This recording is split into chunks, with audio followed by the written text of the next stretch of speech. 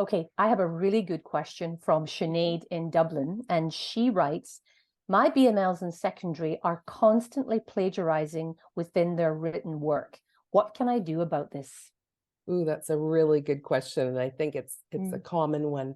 Now, I think it's important for you to understand, first of all, of course, there's an element of we have to make sure our students understand what is plagiarism, how can we support them in understanding that, and learning how to cite sources and references and that kind of thing. And I know that's probably in most cases going to be your sort of first approach, is explaining all that.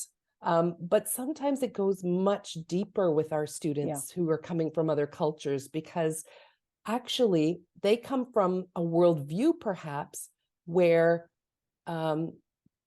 it's not as seen as plagiarizing, but in their culture, they actually value sharing ideas and concepts from experts. So that's what's valued, knowing the expert or the most dominant idea, for example, and they will use that in their work, and that's valued in their culture. So if they had several years where that's what's been expected of them, they're going to really struggle with coming to kind of a new worldview and a new education system where the expectation is now for them to, first of all, come up with an original idea, learn how to use a mix of your own idea blended with, an expert, and how to cite that, but really how to express your own thoughts and creativity about an idea. So that's a real struggle for many students. So it's not just as simple as, oh, we need to teach them better about plagiarism. It can be much more entrenched than that for cultural reasons. Yeah, I mean, I think there are certain cultures where, under our worldview definition, we would call that plagiarism, but they don't. They don't say that that's plagiarism. They think that that's absolutely fine. In fact, that's what they're taught to do within their school environments and their systems.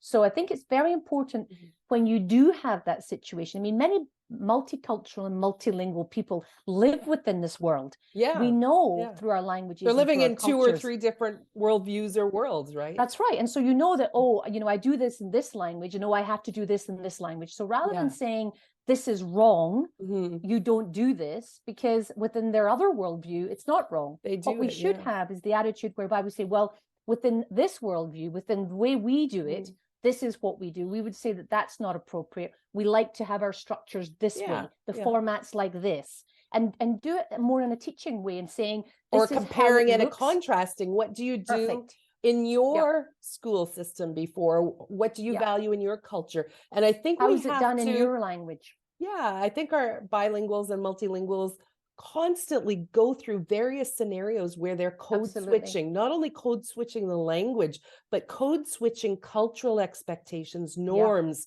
ways of being in certain environments. So it becomes a very deep issue here. And so that's why when teachers say, oh, we've taught this time and time again about plagiarism, and it doesn't seem to be sinking in, and we need to resort to punishments and that kind of thing, it really helps them to understand this, because it gives more of a deeper awareness about why it can take so long for some of our students to get it. It's not wrong in other cultures. I think we just have to share what one does and what the other one does. Yeah, so we want to help our students to flip back and forth when they need to.